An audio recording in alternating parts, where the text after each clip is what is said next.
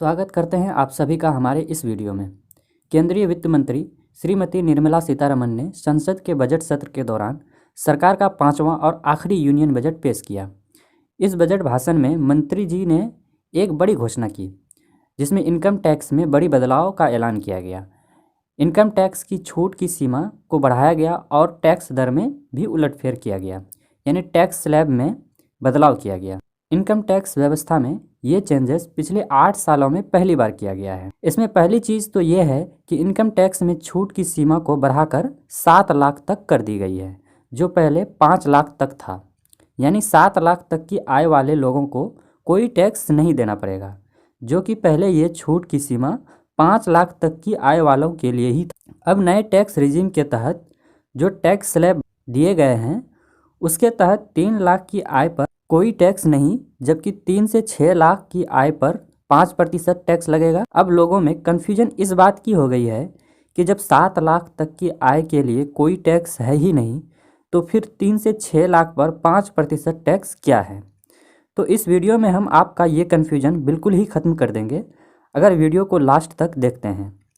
इससे पहले अगर आप हमारे चैनल को सब्सक्राइब नहीं किए हैं तो चैनल को सब्सक्राइब कर लें और बेल आइकन को भी प्रेस कर दें। तो आइए अब जानते हैं कि नई आयकर व्यवस्था में कैसे छूट दी जाएगी और जब टैक्स लगेगा तो कैसे लगेगा और इस पर दर कैसे तय किया जाएगा। तो देखिए, नई टैक्स रिजीम के तहत जो टैक्स स्लैब दिए गए हैं, उसमें पहली स्लैब है 0 से 3 लाख की आय पर कोई टैक्स नहीं, जबकि 3 से 6 लाख की आय पर 5% टैक्स लगेगा। 6 से 9 लाख की आय पर 10% टैक्स, 9 से 12 लाख की आय पर 15% टैक्स, 12 से 15 लाख की आय पर 20% टैक्स और 15 से ऊपर की आय पर 30% टैक्स का भुगतान करना पड़ेगा। तो कुछ इस प्रकार नई टैक्स व्यवस्था में 5 टैक्स स्लैब दिए गए हैं।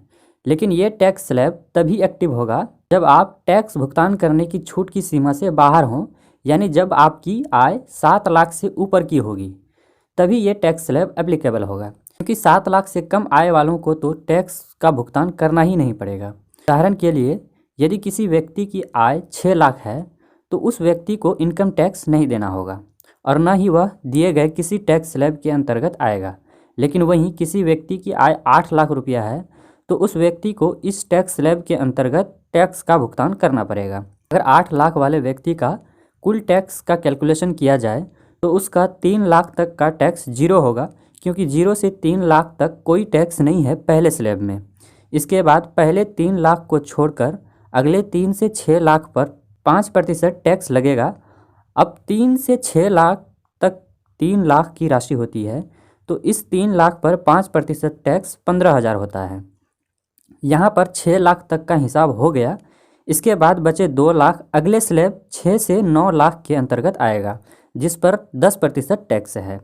तो इस 2 लाख पर 10% टैक्स 20,000 होता है और इस प्रकार 8 लाख की आय वाले व्यक्ति को 20,000 प्लस 15,000 यानी 35,000 का टैक्स भरना होगा।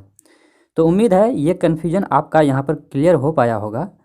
अगर वीडियो पसंद आया है तो वीडियो को लाइक करें, शेयर करें और चैनल को सब्सक्राइब ज़रूर करें।